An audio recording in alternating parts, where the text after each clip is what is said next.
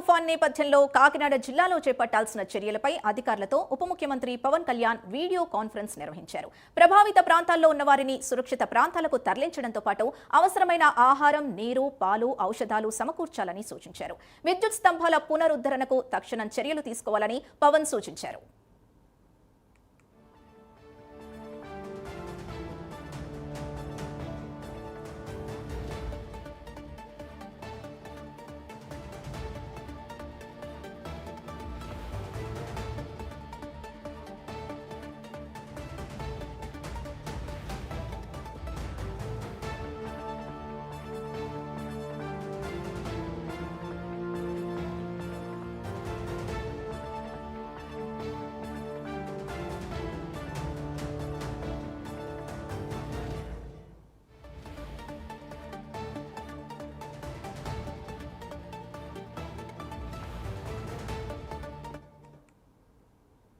మోందా తుఫాన్ నేపథ్యంలో కాకినాడ జిల్లాలో చేపట్టాల్సిన చర్యలపై అధికారులతో ఉప ముఖ్యమంత్రి పవన్ కళ్యాణ్ వీడియో కాన్ఫరెన్స్ నిర్వహించారు. ప్రభావిత ప్రాంతాల్లో ఉన్న వారిని సురక్షిత ప్రాంతాలకు తరలించడంతో పాటు అవసరమైన ఆహారం, నీరు, పాలు, ఔషధాలు సమకూర్చాలని సూచించారు.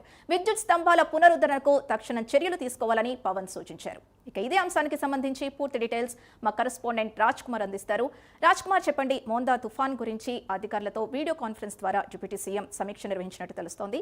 ఎలాంటి అంశాలపై ప్రధానంగా చర్చించారు, ఎలాంటి చర్యలు తీసుకోవాలని ఆదేశించారు?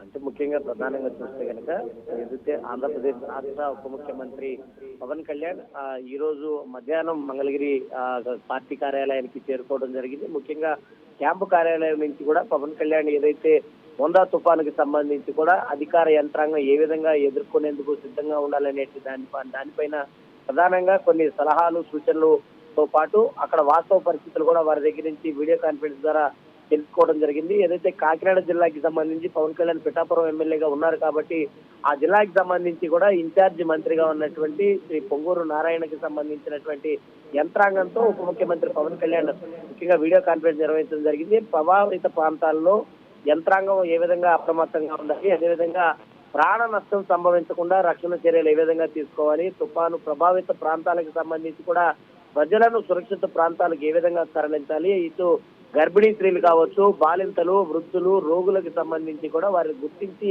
ఏ విధంగా వారిని సురక్షితమైనటువంటి ప్రాంతాలకు తరలించాలి, వారికి సంబంధించి ఆహార సదుపాయాలు, వైద్య సదుపాయాలు ఏ విధంగా అందించాలి, అదే విధంగా కనుక చూసుకుంటే పునరావాస కేంద్రాల్లో వారికి కావాల్సినటువంటి త్రాగునీరు, అదేవిధంగా ఔషధాలు, అదేవిధంగా పాలు, పండ్లు అన్ని కూడా ఏ విధంగా ఉంచాలి, ఈ పునరావాస కేంద్రాలకు వెళ్లి ప్రజల భద్రత ఏ విధంగా ఉంది అనేటువంటి దానిపైన కూడా అటు అధికారులు, ఇటు ప్రజాప్రతినిధులు అందరూ కూడా తెలుసుకోవాల్సినటువంటి అవసరం ఉందని కూడా పవన్ కళ్యాణ్ ప్రత్యేకంగా వారితో చర్చించడం జరిగింది. దాదాపుగా ఈ జిల్లా పరిధిలో 12 మండలాల్లో కూడా తుఫాను ప్రభావం ఉండనున్నటువంటి నేపథ్యంలో దాదాపుగా 24 గంటలు సిబ్బంది అందుబాటులో ఉండే విధంగా కూడా సిబ్బంది అందరూ కూడా అప్రమత్తంగా ఉండాలని పవన్ కళ్యాణ్ సూచించిన పరిస్థితి ఉంది. ఈ నేపథ్యంలో సహాయ చర్యలపై ఎప్పటికప్పుడు ఆరా తీయాలని మంత్రి నారాయణతో పాటు స్పెషల్ ఆఫీసర్ గా ఉన్నటువంటి కృష్ణతేజతో పాటు జిల్లా కలెక్టర్ షాన్ మోహన్ తో పాటు ఎస్పీ బిందు మాధవ్ తో పాటు ఉన్నటువంటి అధికారులందరితో కూడా పవన్ కళ్యాణ్ ఈ సమీక్ష నిర్వహించినట్టుగా తెలుస్తోంది. శాఖల వారీగా ఆయన దిశానిర్దేశం చేశారు. ఈ నేపథ్యంలో కనుక చూసుకుంటే దాదాపుగా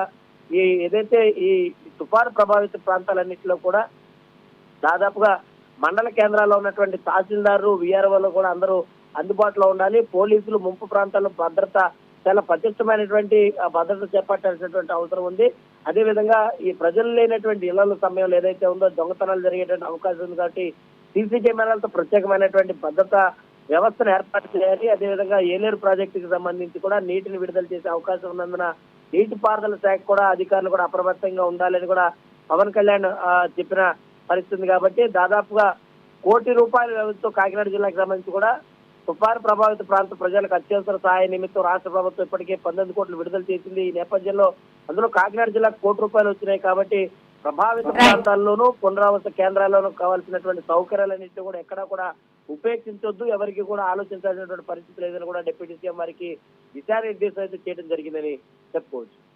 right, thank you Raj Kumar.